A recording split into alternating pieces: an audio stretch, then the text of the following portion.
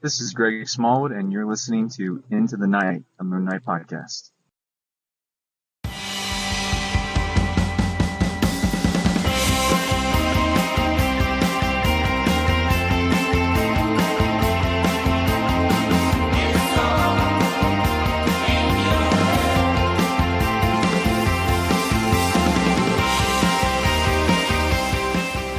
Yes, welcome back, Looney listeners. You are listening to Into the Night, a Moon Knight podcast. This is episode 120, and you are with a couple of your High Priests of Khonshu here for our latest episode. I am one of them, and I go by the moniker Ray.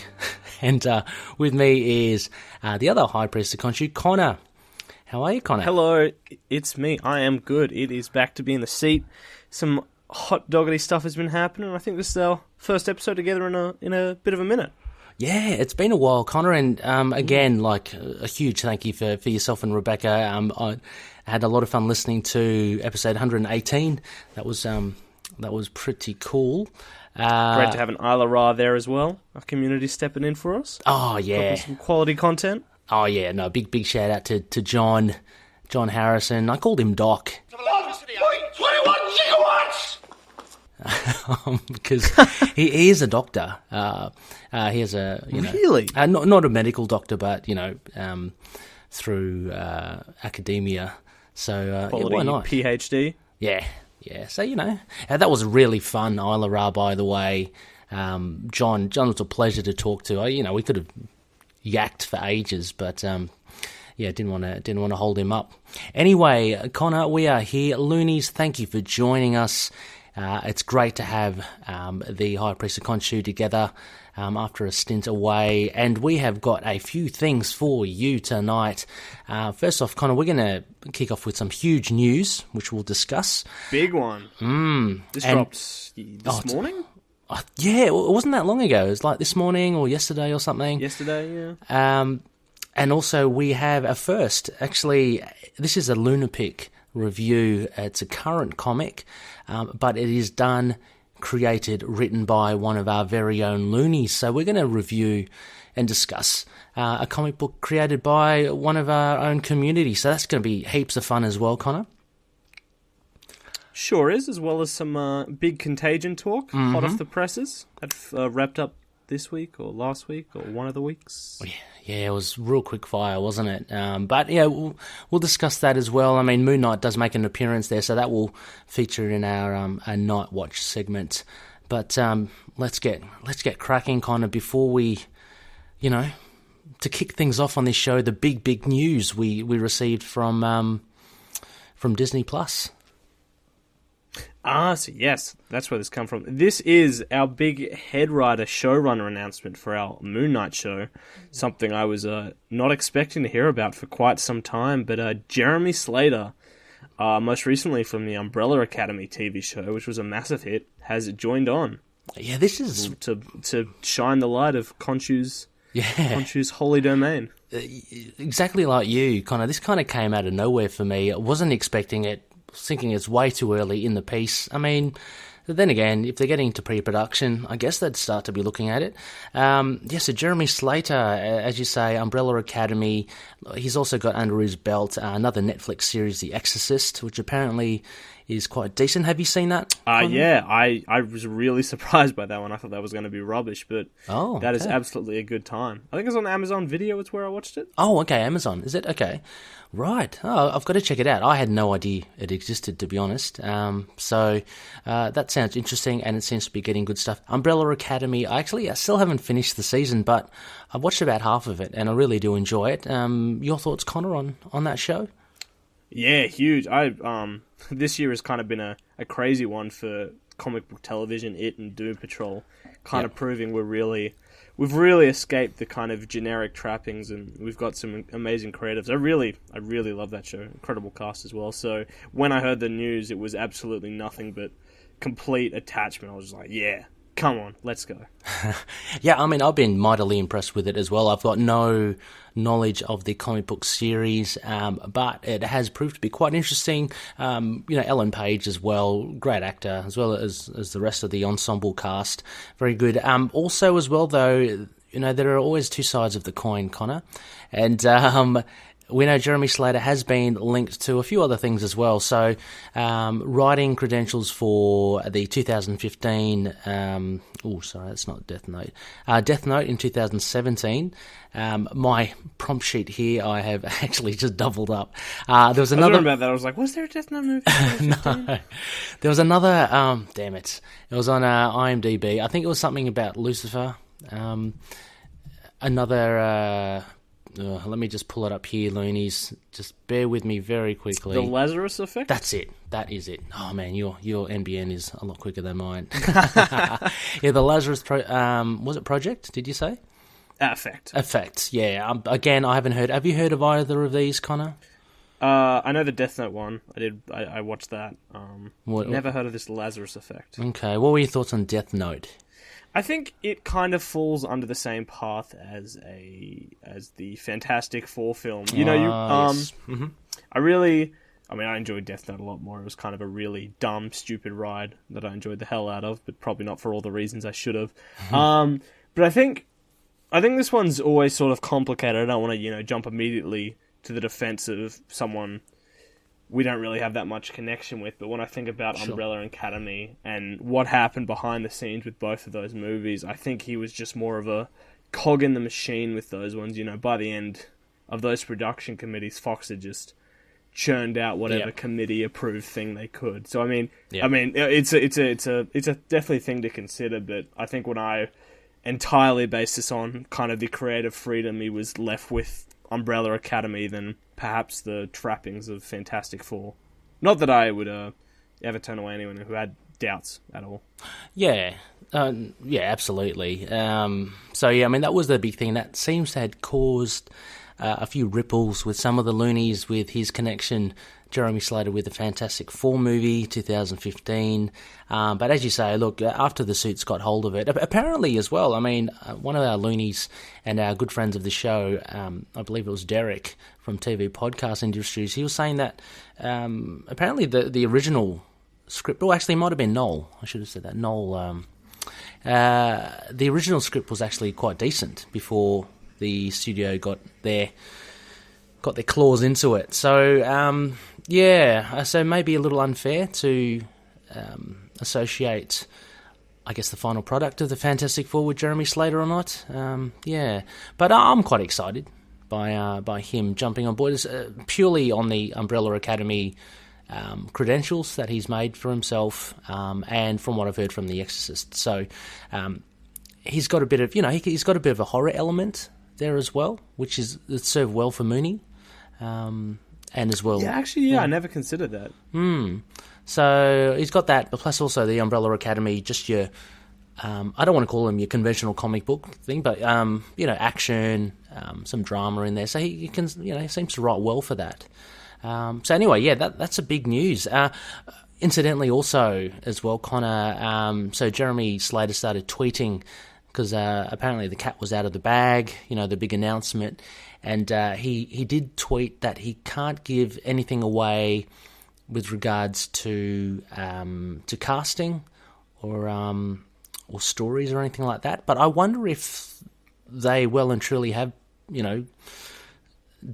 progressed with casting. I'm not sure about your background with the film industry, Connor, but do you think if they've got the showrunner, would they be looking at casting at this stage, or would they have cast at this stage? I guess they'd be in the process of casting, I guess. Okay, I say so. Not, I feel like, okay. Yeah, I feel like I was about to say that this industry is so leaky. You think we would have heard about it by now, but there are still some well-kept secrets. Yeah. I'm just wondering how it works. Like, he's a showrunner, so does he have a say in the cast as well, or does the showrunner? Because remember with Daredevil, I can't remember too well. Like Charlie Cox's name came out pretty early, right?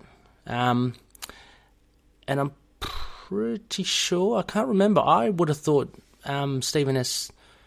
DeKnight, he got announced a bit later. I don't know. Maybe it works both ways. I don't know. No. Yeah, I gotta admit, I got no idea. Yeah, I've got no. Yeah, we're both shooting blind here. But there's definitely a lot of stuff happening. Like, I know we got the showrunner for She-Hulk as well. Yes. They've started production on the Winter Soldier and Falcon TV show. So I feel like we'll definitely hear more, because whatever's happening over there is now happening fast. Everyone's just full gears ahead for the big release next year, I guess. Everything starts. Yep. And a little bit of fun...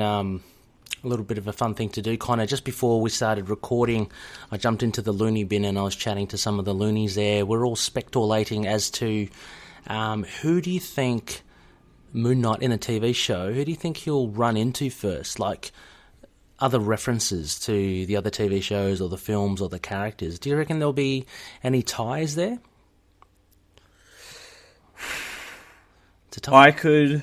Yeah, I don't know. It totally depends what direction they go. Yeah, that's exactly what I said. A Ghost Rider or a Blade, maybe? Yes. That'd be kind of cool. Yep, that's exactly... That's just more of a wish list, I'll admit. Sorry?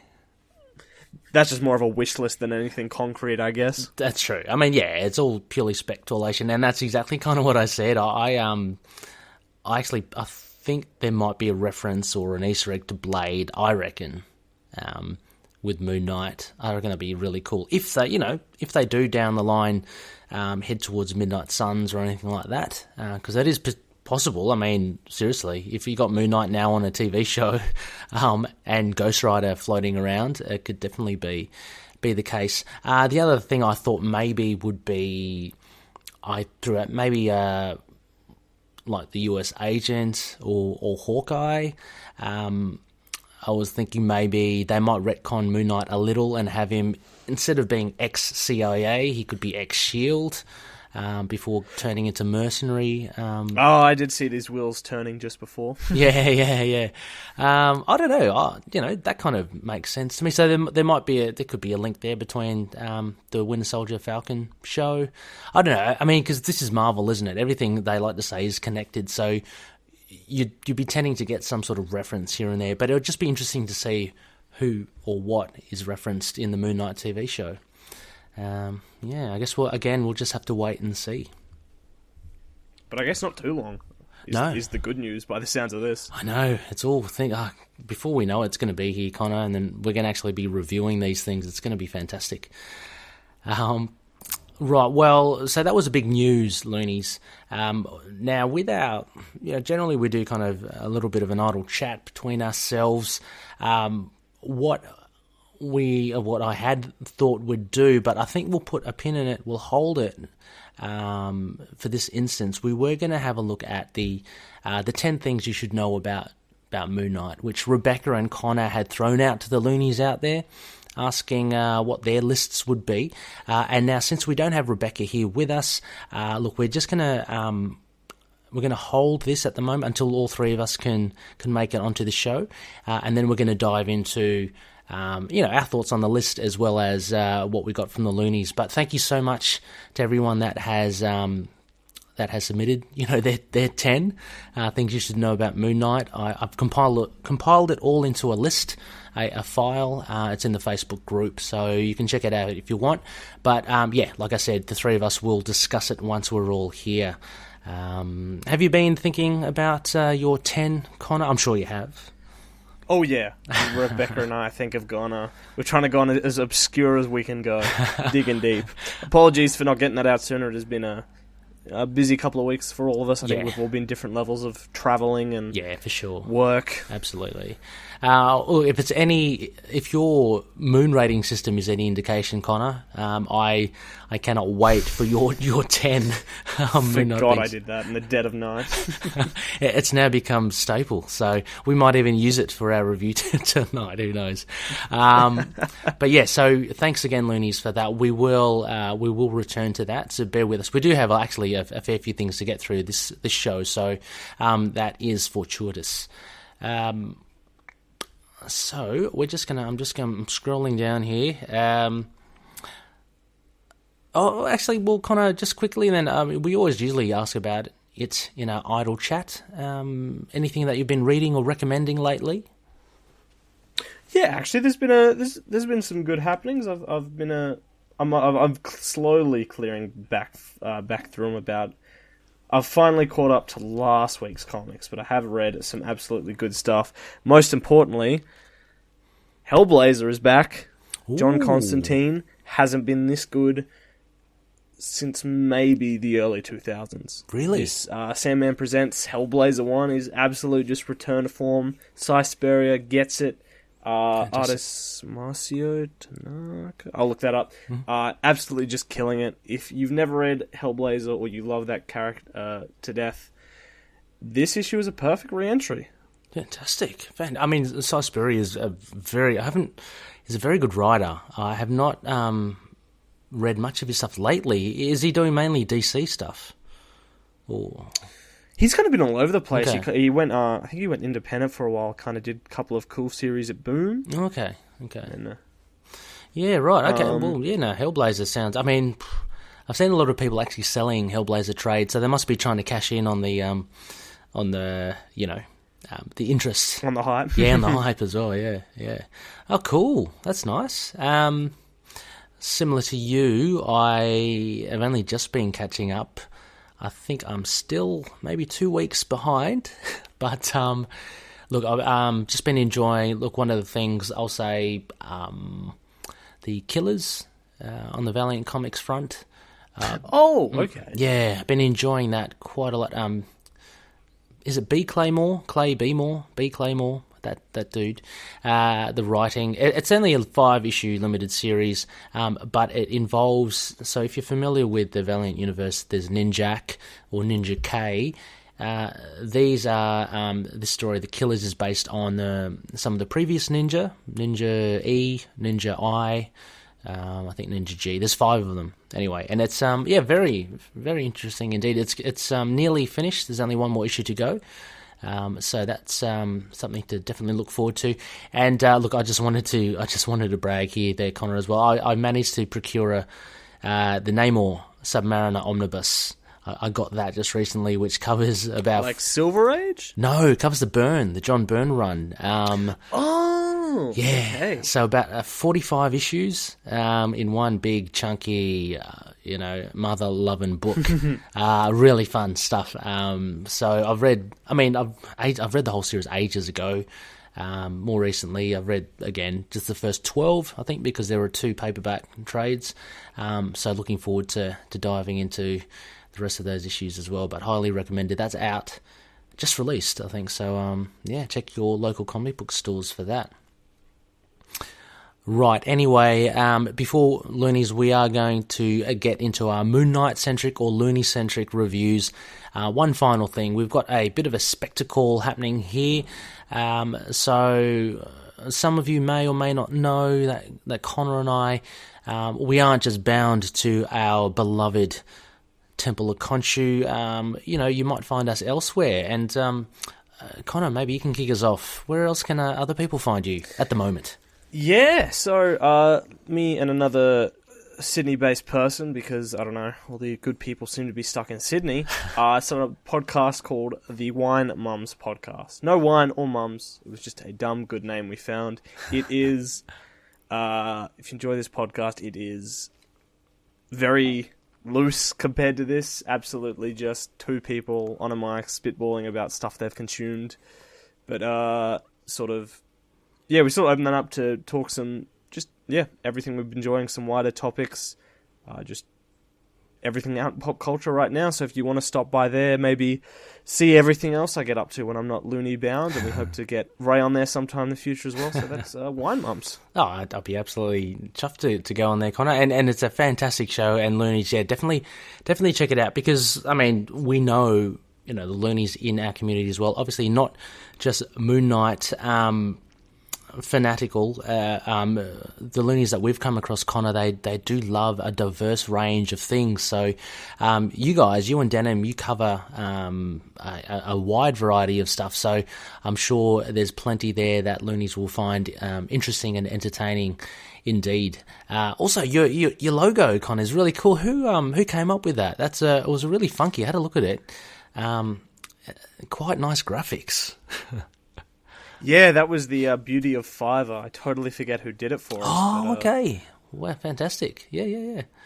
That's great. Yeah, I mean, well, anyway, check it out, Loonies. It will be in the show notes. Wine Mums. I believe it was on the social media, kind of a new episode just about to drop, or has it dropped? Yeah, it'll be probably the day after this one goes live. Oh, so fantastic. Hey, you want to maybe get some back-to-back, maybe have a new Sons of Krypton coming out? yeah. Well, that's just come out. So, yeah. Oh, there you go. So, Loonies, you've got a lot to line up in your podcast catcher. So, yeah, so as mentioned, they kind of mentioned, I do co-host another thing, The Last Sons of Krypton. It's a Superman podcast, episode 30.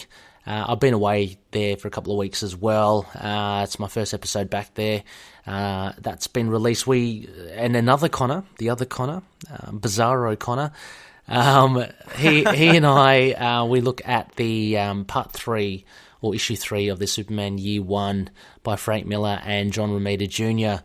Yeah, it was interesting. The whole series was interesting, but in particular the ending was... yeah, very interesting. So if you want to get our thoughts, or if you're a big Superman fan, go check it out. Just a couple other things, please bear with me.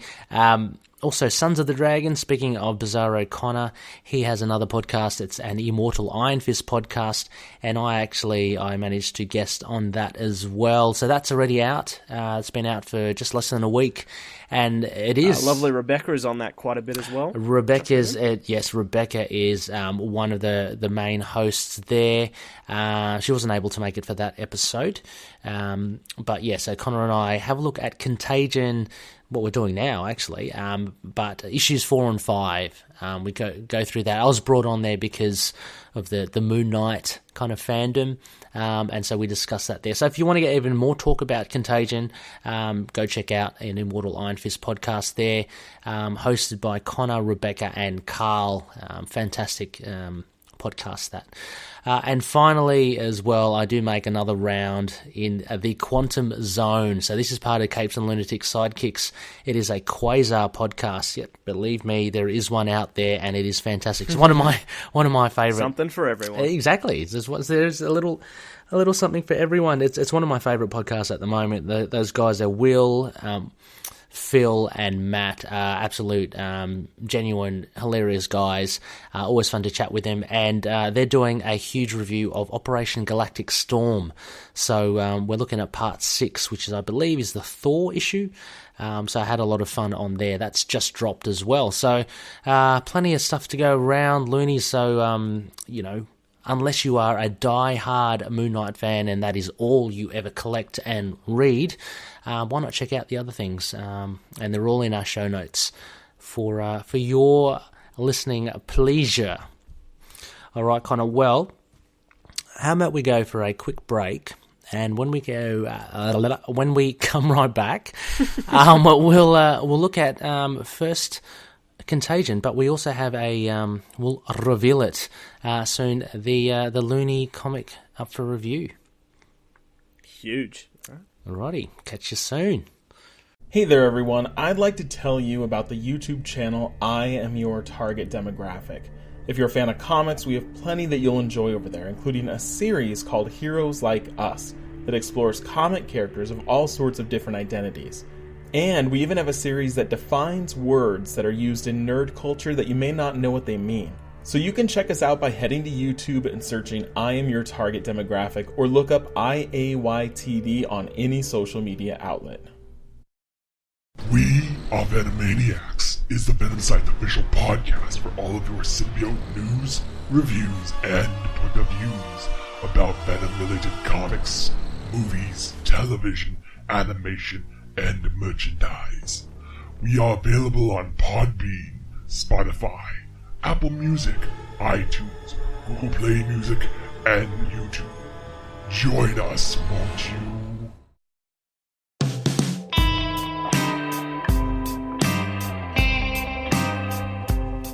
That is The Collective, and welcome back to Into the Night, a Moon Knight podcast. We're kicking it off with our Night Watch, where we cover all the latest or oldest issues featuring our favourite white caped man. This latest Night Watch, we'll be starting off with the most recent Moon Knight appearances in the weekly October event Contagion. Contagion issues 4 and 5, where Moon Knight became a quite large player, you'd say? A big player? Yeah, he came out of nowhere. For better or worse. Yeah, exactly. I'm very interested to hear your thoughts, Connor, because I've voiced my opinions on the Iron Fist podcast, and I'll reiterate some of it here as well. We're just going to briefly, Loonies, we're just going to briefly talk about this as a whole because, look, Moon Knight, it's not a Moon Knight title. He does guest in it. Fortunately, he guests quite a lot in issues 4 and 5. One day we might get into the nitty-gritty of each of these issues, but we're just doing an overview for this one. So before we get into it, so the creator's obviously mainly written by Ed Brisson. And you had a slew of artists ranging from Rose Antonio, Steven Segovia, Mac Chater, Damien Couciero, and Adam Gorham. So I believe Couciero did issues 4 and Gorham did issue 5.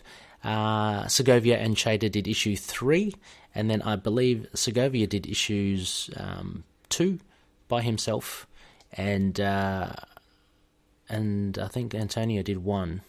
So, so a lot of different art there. Now, Connor, I am keen as mustard. What did you think of Moon Knight's appearance in this? I would say perfectly middling. Probably not too bad. Not like, I don't think there's any fluster with the whole damnation situation where I think that was quite a controversial adaptation representation of him. I think Moon Knight, he has some really cool moments, he does some cool things, but he definitely felt more like a piece on a chessboard than the full embodied character we kind of know and love. That's actually a very good way of putting it, and that really does summarize my thoughts as well with him. Probably a little bit more diplomatically there, Connor. So, actually, I jumped ahead. Like the quick summary, Connor, if in a nutshell, the whole series, if you could describe, if someone says, "What is Contagion about?" Could you give us a roundabout summary of it? So, a green alien parasitic life form has attached itself to a human host that is quickly spreading throughout New York City. And what's worse, when a contagion can take control of its host than when it takes control of the powerful heroes of New York City. So it comes down to the street level, trying not to involve the cosmically god-powered members of the Avengers to try and figure out before it leaves Nancy Street and the surrounding areas to take over the world. So kind of Ben Grimm, Jessica Jones, kind of the Defenders you know and love. Yeah. It's kind of all taking stage here. Yeah, and Moon Knight finds his way in there later in the piece. He comes up with a plan to defeat this monstrosity, which is basically just to go inside and to kind of defeat the beast from within, so to speak. And anyway, he does that, and the beast, is destroyed and contained by the Fantastic Four. End of story. Nice little wrapped up 5-issue series in time for Halloween. Now, Connor, a couple of issues here. Like you mentioned, not as controversial as Damnation. I found myself a little bit frustrated with this again, purely from the Moon Knight point of view. Again, I found his voicing not true to what I believe Moon Knight can sound like. I mean, he's a driven and broody and dark character, but even if you compare him to the Bemis run, he's not as quippy, and in the Contagion run, he reminded me a bit too much of Spider-Man, if you know what I mean. The way he was talking. He just didn't sound like the character that we know, or that I thought I'd know. What are your thoughts on that? Yeah, I definitely agree. I didn't... I think the word I'd use to describe it is plain. There's none of that either incredibly schizophrenic or wild personality we've seen in the Bemis or the... the Houston run. There's none of that great dark humor of, say, a Mensch or a Mark Spector run. There's none of that sort of deep introspection of, a Lemire run or an Ellis run. I think that entirely comes down to what I mean by a piece on the checkerboard, because I think it really came down to just he was sort of the sword of the team. They needed a way to defeat the Contagion, and Moon Knight having several personalities was the perfect he was the perfect key to fit in the door to unlock it. And I think a lot of the other heroes in the story, because I enjoyed this story for what it was. I think Brisson is a fantastic voice for a whole bunch of these characters. Yeah. And, he gets Ben really well, and the Iron Fist, and Jessica Jones. And I feel like this series was written with them in mind. Mm-hmm. But just by the end, Moon Knight needed to just fit in there, and I don't think the time was given. Which, might be fair, those attributes words that I brought up before can be quite complicated to fit into a short series, which is kind of always the problem. Yeah. But at the same time, it's such a wonderful pool to pull from that when it isn't there, that absence is noted. Yeah. No matter how sort of fun the run can be. Yeah, I think you've said it very well indeed. There was a plainness to it, as you say, and but you're right. There's not enough time. They wanted to wrap up into 5. I'm wondering if they push it to 6 issues, whether maybe things would have been fleshed out. The thing that kind of disappointed me, and I am a huge Ed Brisson fan, and I think maybe I set a high standard for him because, as you said, he writes Ben Grimm really well. He's done an Iron Fist series, which I totally loved very well. He's a true fan of Ghost Rider, and his series on Ghost Rider right now is very good. You can see the love and attention he gives to these characters by referencing past material, by actually knowing how they should act. The way he handles Moon Knight, to me, just feels like he doesn't know this character at all, and he hasn't invested some time in trying to understand him a bit more. But again, all this is weighed up with exactly what you say. There's not enough time, and Moon Knight is in the series just to serve a particular purpose. He's just this one player that comes in which to me baffles me. Because the whole thing, as I discussed with the other Connor, it's all based on Iron Fist mythology, right? The spores and the contagion is based off the Hyalithri, which are the tree species in Kunlun. So it's all Iron Fist centric. So that was good as well. So Ed Brisson is bringing that kind of fandom in, that kind of lore in. But then he uses Moon Knight, and it's just like, oh, Moon Knight's got multiple identities. Okay. Yeah, why don't we pit him against something that has multiple identities? It reminded me a lot of The Collective in the Bemis run. How Moon goes in. Yeah, so it actually, for me, it tread a lot of, what's the saying? It tread a lot of ground that we've already covered in Moon Knight.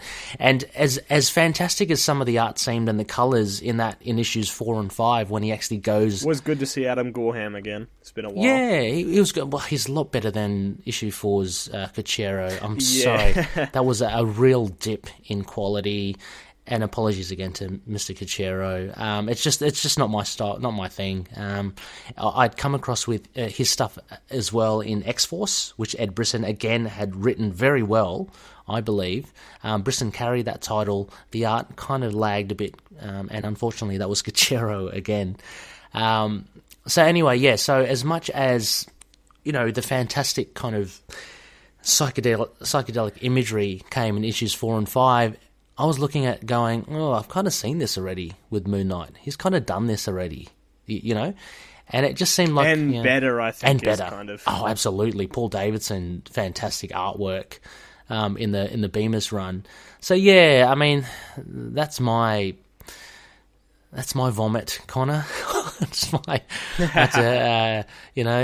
vent all on that as well. I guess the question that the other kind of asked is, well, is this a trade-worthy series? Would you consider buying a trade of this? Oh, maybe a Marvel Unlimited. I think it's definitely worth a read. Mm-hmm. Obviously, I think we've kind of hit that you don't go on expecting Moon Knight, and maybe it's not as good as much as I enjoyed Damnation, but it certainly was a good time. And I think outside of Moon Knight, Brisson really did get a lot of these other characters right. I think if you're an Iron Fist fan, It was good to see Pei. Yes, Pei's awesome. Yeah, and I love her. It's good that she actually... Senior Magico as well. Senior Magico from the David F. Walker Power Man and Iron Fist run. There are some really good characters here. And again, maybe this is the danger of populating the story with too many characters that you can't... So imagine if you're a Senior Magico fan, or a White Tiger fan, or a Punisher fan. It's like you'd be going in and go, cool, Punisher's in this. And it's like, oh... This is really kind of, he's just thrown away. And that's kind of how I felt with Moon Knight anyway. So, albeit that he... this isn't... Yeah. Sorry. Oh, yeah, this isn't, Brisson at his highest or anything. This was just Marvel wanted a fun event for the Halloween holidays, and this kind of came about. And it's fun, it's simple, it's popcorny, and that's really true. Kind of it. Yeah, look, I would maybe consider buying the trade if, like, Segovia drew the whole thing. I think that would have been fantastic. Segovia's or Roger Antonio. I mean, those first two issues were brilliant art wise, I'd say. So, so there you go, Loonies. Anything else you'd like to add to this, Connor? No, I think we covered that pretty well, actually. Yeah. I think, obviously, a nice companion piece at Iron Fist Podcast. Yeah. And exactly, I think, as you say as well, there's no ongoing effects for Moon Knight in this. It's pretty self-contained. I don't think there'll be any references to this event, in a future Moon Knight title or anything like that. It's that was it. Sorry, just one final thing as well, Con. I just wanted to say that was another thing. So Moon Knight having the multiple identities, saying I'm your man, I know how to deal with it. To me, I thought that wasn't really thought out well. It didn't show, why he was the best person suited to go into the mind. He didn't seem to do anything. And if he did, I think it would have been great to have seen either Jake Lockley or Stephen Grant or Mark Spector.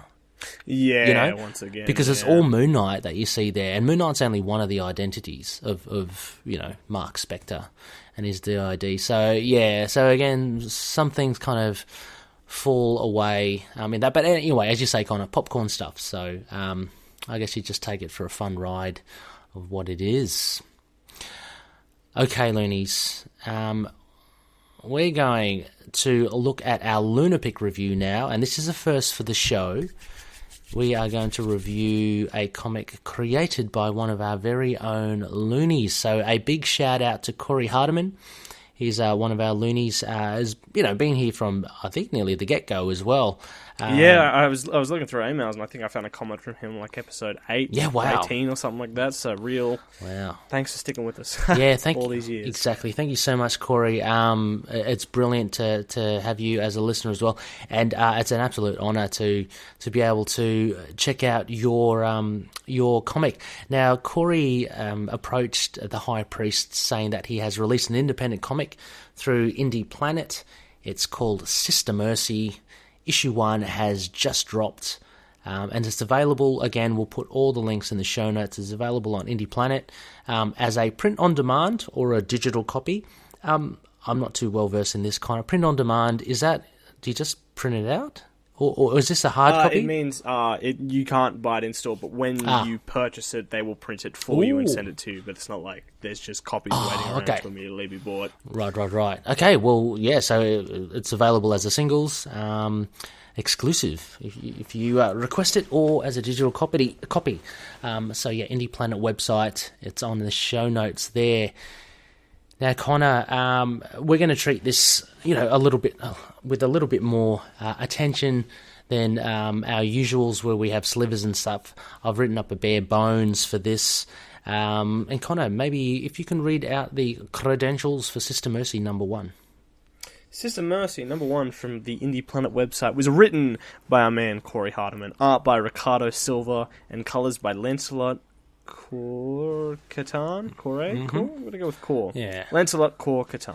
Yeah, brilliant. And the bare bones, or the synopsis, is as follows. Sister Mercy awakes to another day in a post-apocalyptic world, a world full of broken machines and violent weather. Accompanied by a voice in her head which could well be that of the Almighty, Mercy lives with Mother Superior, trying to survive and get through day by day with what little they have. Along with an approaching sandstorm, a gang of ruffians appear, all decked out in metal spikes, mohawks, and armoured vehicles. They appear to be part of a greater syndicate headed by the Black Pope, and one of the bishops emerges from the vehicle in search of Mercy. Wanting to protect her young friend, Mother Superior rushes out, hoping to create a diversion. It's either divine intervention or mortal circumstance which causes the tank to misfire and destroy the shelter in which Mercy inhabits, thrusting her skyward and even more scantily clad. The rogue in the tank, for fear of punishment from the accidental misfire, jumps out and flees under a hail of bullets from the bishop. Mother Superior is taken away by the gang for questioning and to meet the enigmatic Black Pope. Elsewhere, the escaped rogue stumbles onto the body of Sister Mercy and his lust gets the better of him. Fortunately, Mercy catches him before anything dastardly can take place, and in a bout of violence she dispatches with him, introducing her spear to the back of his head. Fully attuned to her senses, Mercy then strides forward to find Mother Superior and to exact vengeance upon those who have disrupted their peaceful existence. Yeah, well, that was the summary or the synopsis to Sister Mercy Issue 1. So for listeners that haven't tuned in before, Connor and I will then, I guess, just discuss a bit of a loose freestyle discussion on the issue, ranging from anything to do with writing, art, themes that may be introduced, characterizations, and we sometimes do references to other runs, but this is an independent comic.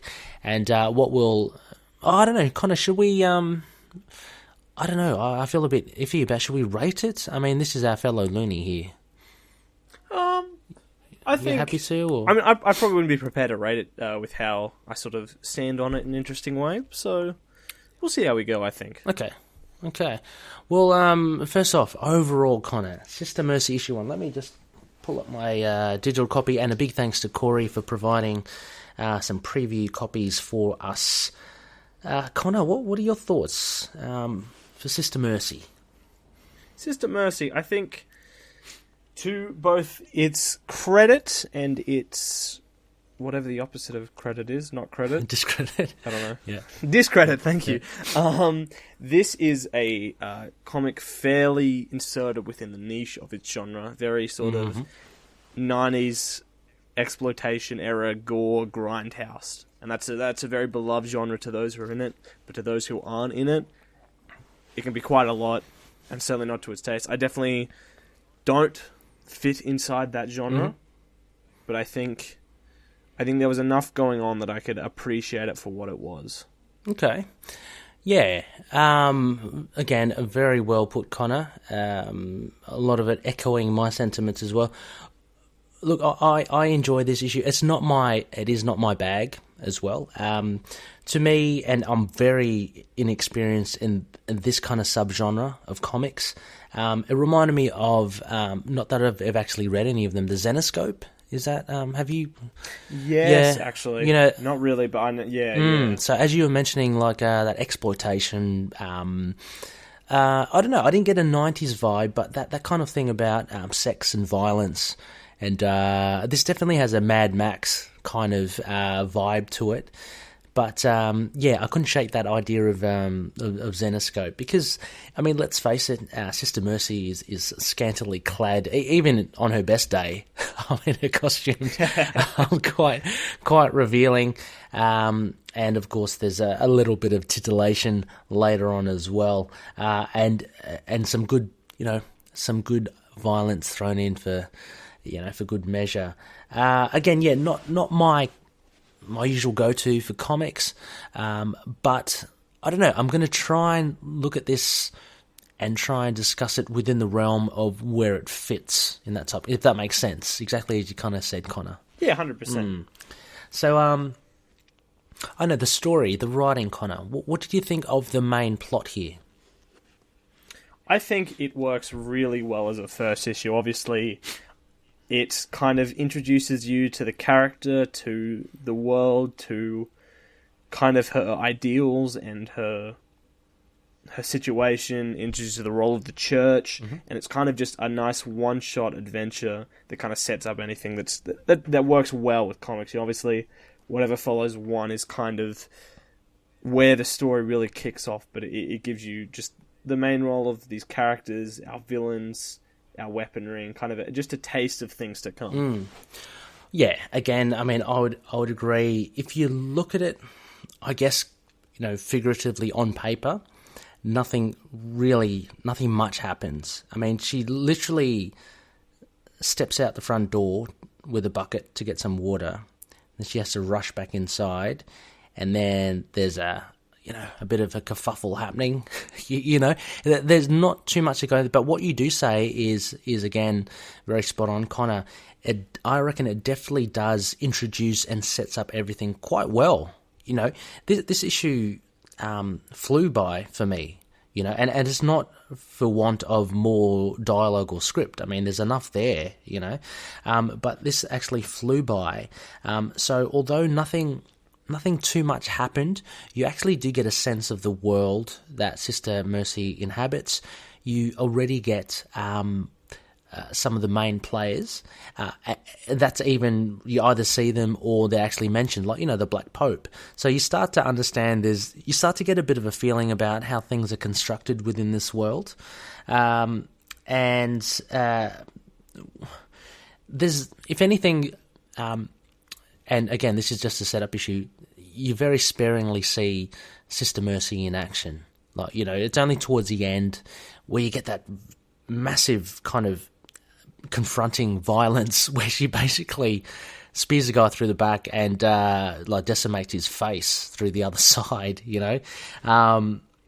But yeah, so it gives you a good sense of the characters and things to come. And you know, although I think the plot is slow in that sense, I mean, by issue 2, I'm assuming that we see the Black Pope, and I'm assuming that we'd learn more about what they're doing, but we still haven't learned too much about Sister Mercy. But there's a lot of things that are crammed in here, so I do applaud Corre for actually setting up things quite well and quite efficiently. Yeah, I think so, and I think kind of it does set up, I think, what is the big thing of kind of a schizophrenic main character, which is kind of the big Moon Knight connection that sets this off, which is great, you know, kind of throws in our wheelhouse, which is nice. Yeah.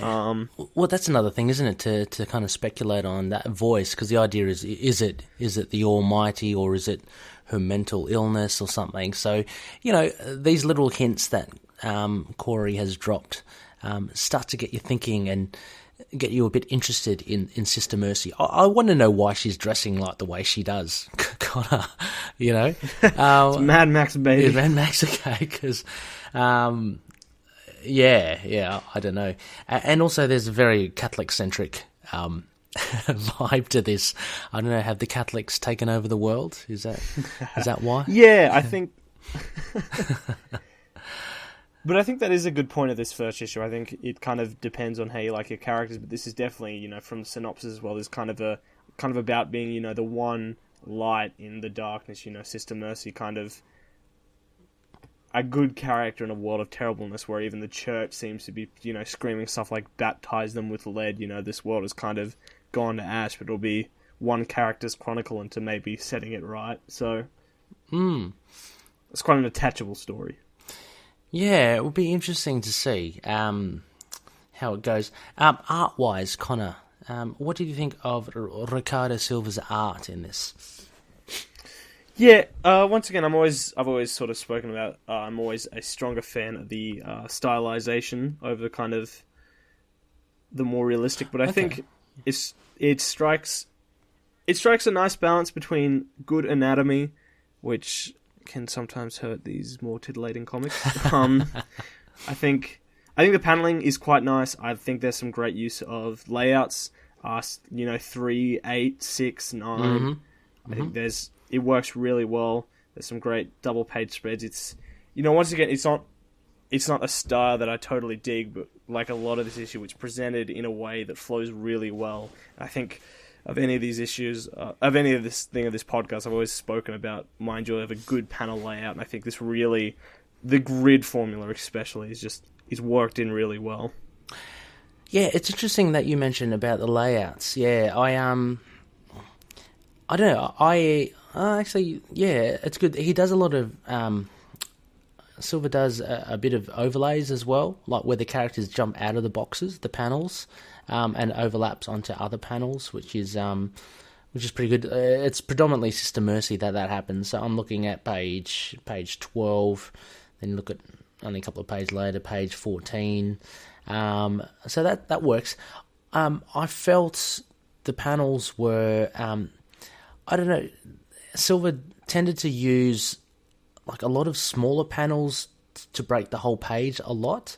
I don't know, I feel maybe there could be a little bit more creativity with the layouts. Yeah, I mean, that was just my feeling. That they seem to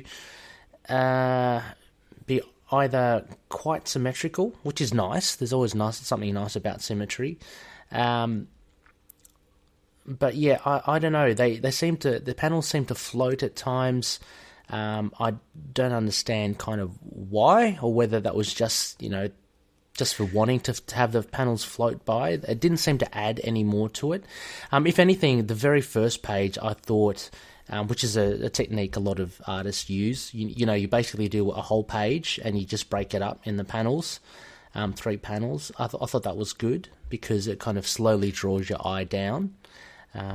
But yeah, I thought maybe a bit more could be done with the paneling, and some pages had too many panels, potentially. Yeah, I can definitely get that. I think what I enjoy about it, and once again, there's definitely nothing here like a kind of explosive sort of, more kind of esoteric or out of the norm or sort of game-changing sort of thing. But I think what I like about it, and what I've always loved about the paneling structure, is something you don't notice unless you kind of really pull back, and is what that kind of paneling is used and why it's cut up is it's for your eye to follow down the page, as well as some really, really well-placed word bubbles. What I think especially sort of later in the issue is the combat sort of starts. She's falling out the window and the spear is being thrown. Those kind of cut up panels kind of lead you diagonally down the page, and that's specific to me. But I enjoy that level of kineticism. Is that a word? Kind of flow. Yeah. I guess. No, totally. And there's that bit where that the guy's trying to address Sister Mercy, and again there's that. Actually, he does cascade those panels and zooms in on each panel. So there is definitely a sense of kinetic kind of movement in that. I get you as well, Connor, as well. I don't know. I just I couldn't help but be quite conscious of the fact that they were all kind of, I wouldn't say regimented, but they were all proper panels. Variety is the spice of life in the end when it comes down to it. Yeah. But I mean, the art itself was quite good, I thought. As you say, the figure drawings were quite good. The characters moved quite fluently.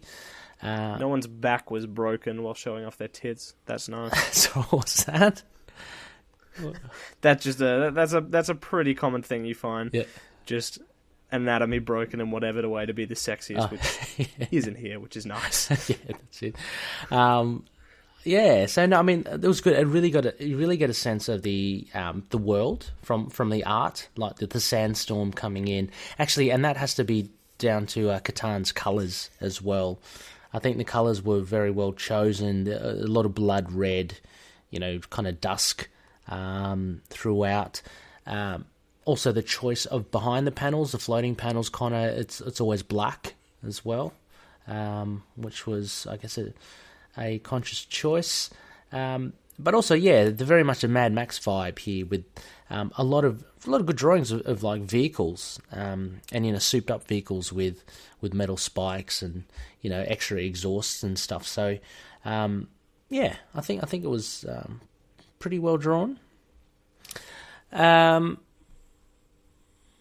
I'm just looking at themes or characterizations. So we know, look, the main takeaway here is Mercy. She's the title, the titular character.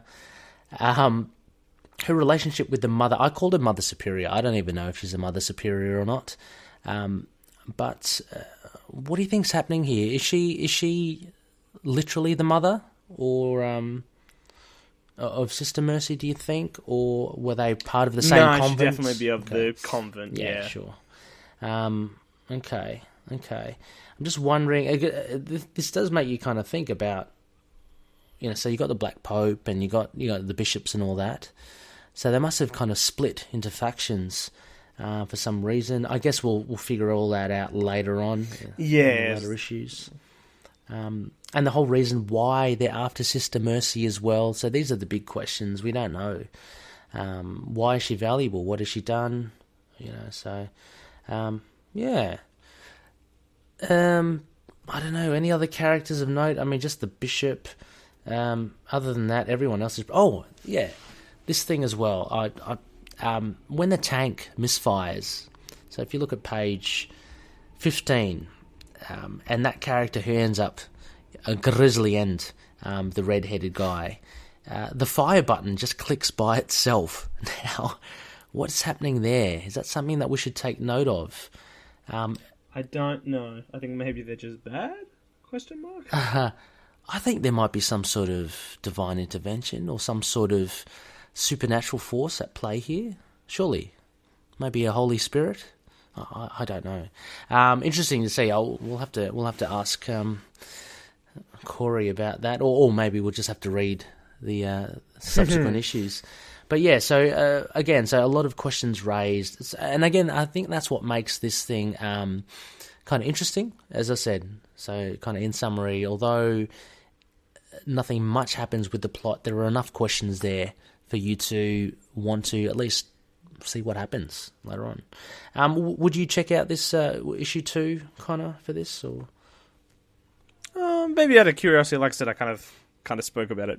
I got ahead of myself and spoke about it before. Kind of a light in a dying world where even the church is evil. Once again, like I said, this really isn't a comic for me. Yeah. I think if you definitely fit into this niche, this will definitely be a series to watch. Yeah, I mean, and it's encouraging to hear as well. Like Corey has told me, that there's a lot of support for this comic, and so yeah, I can honestly imagine. Yeah. So there definitely is like a fandom for this, which is really cool. And again, Zenoscope, that sort of ilk. But yeah, right. Yeah, it's not the usual comic that I would pick up. If anything, I'm very excited for the fact that there is one of the Loonies that has created this. Yeah, I mean, so that writing a comic is a dream for all of us at some point in our lives, and someone's living the dream now. Exactly. So, I will support this for the mere fact that one of our avid listeners, Connor, has created this. So yeah, well done, Corey. A huge, if we had not said that before, huge congratulations for actually achieving this. It's a big thing. So yeah, well done. Okay, well, I don't know, Connor, is there what are your thoughts on the rating, or you're just happy to... Yeah, I'd give this a big pizza pie out of 10. As the old saying goes, when the moon hits your eye like a big pizza pie, that's amore. That always depends on whether you like pizza pie. If you like pizza pie, look up in the sky. That is amore. If you don't like pizza pie, you look up in the sky. It's just a nice moon. That's fantastic, Connor. That is just cunningly ambiguous. Well done. You put me on the spot now as well. Look, I think this was, a solid first issue. Again, I'm trying to judge this through the spectacles of this subgenre of comic. Set out what it wants to do, has set up characters well, kind of intrigues you a bit with some of the questions, has thrown questions up there that you don't know. So, I would call this I would give this a dark moon, Connor. There you go. Not as inventive as you, but I'd give it a dark side of the moon. it's something. If you're into it, definitely check it out. So Corre, well done, and and I think once again that schizophrenic angle, if that's something that interests you from Moon Knight, that is definitely here as a big part, which I think was the big inspiration, which is great. Yeah. Also, trigger warning for depictions of sexual assault. There isn't actually any, but there is kind of the beginning of some that is important to note for some viewers. Absolutely. So please be aware. But also, if you're not into that, but if you're into like violence and that kind of genre of comic, then this might be right your thing. Anyway, this will be in the show notes. Also, if you just want to talk to the man himself who created it all, he is in our Facebook group. So Corre, just Corre Hardiman is the writer of this, so if you are part of the group, just hit him up with a question or two, and he can lead you towards subsequent issues and answer any of your questions. All right, well, we're nearly done here, Connor. Just a couple of small things. Now, going back to Contagion, there are a couple of comments that we got. So I'll read the first one. The first one's from Rebecca, and this was from our Facebook group. Hello, Rebecca. How are you? And Rebecca writes in, she hasn't heard the rant. I spoke of giving a bit of a rant on the Iron Fist podcast. Overall liked, so I'm probably wildly off the mark. Or I'd have liked a little more to explore the situation, but I liked, she says. So thank you, Rebecca. It was a fun series, as we mentioned. But it depends on how you want to see your boy Moon Knight, or if you just want to enjoy a nice rollicking adventure. We have another one on our Facebook page. Corre Hardiman himself, Sister Mercy, drops in for Contagion. This was definitely better than his Damnation appearance. I didn't really mind it too much at all, but the last scene made me cringe a little bit. We got a cool Moon Knight cover out of the series, so that is a bonus. It was great to see him play in an integral role in the story, but I really want his Serpent War. Don't we all? That's soon, isn't it? That's like December 4th. Soon. Yeah, December 4th. So less than a month away. Less than a month. We'll definitely be covering that, so don't you worry, Loonies. And thank you, Corre, for that feedback, for sure. Absolutely looking for Serpent War, and rightly so. That cover is pretty damn good, and I totally agree with you as well. The last bits of that series kind of made me cringe as well. Better than Damnation appearance? Yeah, probably. Better, but only marginally. For me. So thank you, Loonies. Thank you for those. Twitter, Instagram, no further comments there. So Connor, that wraps up this episode in a nice big bow. It's been fun. It's been a good one. Thanks for coming by, everyone. I hope we've dropped some news and reviews that you all didn't hate. It's the least we want. That's fantastic. Least we could ask for. That's a way of putting it. No, absolutely, Connor. So Looney's next phase is we're going to wait a bit. So the next episode will come out a little later. We're aiming for Tuesday, the 19th of November, because that's a full moon. So around there, Tuesday, Wednesday. And that means it's Avatars of Vengeance. And Connor, we have talked about this before, is the Ultimate Alliance 3 review.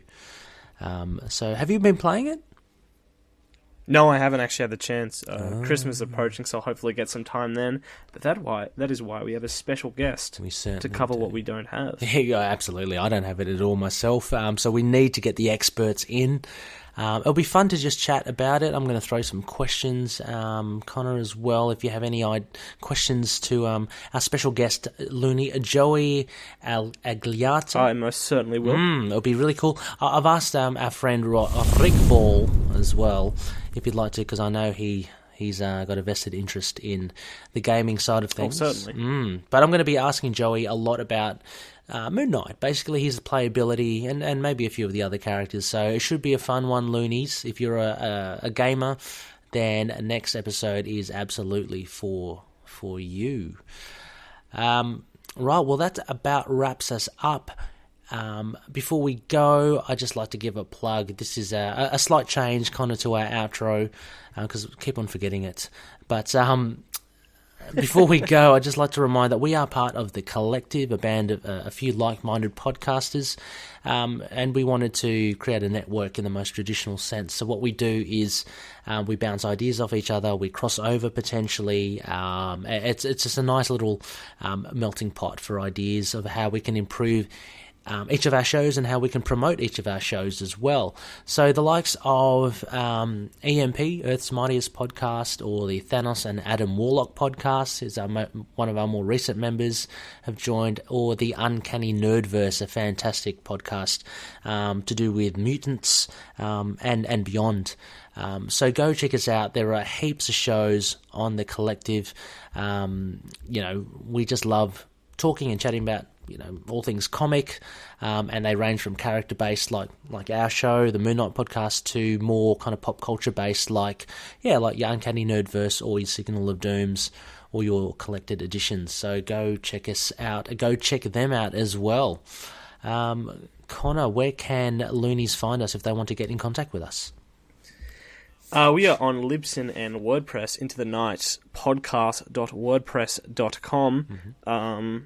That is also where you'll find a tab for the rest of the Collective, all the other fantastic shows with us, but you also find our latest episodes, newsletters, any news we'll be posting there. As well, we also have our Libsyn where you can download our episodes. Our email is at itkmoonnight@gmail.com. Direct questions, inquiries, all that good jazz, chuck them in there. We have a Twitter at ITK Moonnight. Yep. Fantastic. Facebook.com/ITK Moonnight as well. We'll drop updates there. We're pretty active on there as well. Get that community going. And our fantastic group, the most important of them all, Facebook.com/groups/ITK Moonnight, where you can meet fantastic people like Corre Hardiman and Joey himself, all those good members, as well as our Facebook group chat, the Looney Bin. Pop on in there. We'll be waiting there. We're on our podcast catchers. We're on iTunes. We'd love it if you'd drop us a 5-star review or whatever you feel is necessary. We have a Discord, a YouTube. We're on Get Vocal sometimes. We'll maybe be there next episode. They've been experiencing. I would have loved to have been on Get Vocal tonight for this one, Connor, but I've heard along the grapevine that there have been a few technical difficulties with that, so I didn't want to. Want to trouble our recording with some glitches and gremlins again from Get Vocal, but we'll be on there. We're Loonies, it's one of the newer platforms where we broadcast our podcast live, it's great. It's a lot of fun. Also, finally, just off the back of all that as well, Connor, if you do like our stuff as well, just please share it. Share it around. If you know anyone that likes comics as well, who don't necessarily listen to podcasts, just spread it word of mouth. That's one of the great ways, actually, of getting out there as well. So, highly appreciated, and thanks once again, everyone, for listening. Well then, Connor, there's only one thing left to do as we sign off, and that is to ask that Khonshu watch over all the denizens of the night. Catch you later. Goodbye.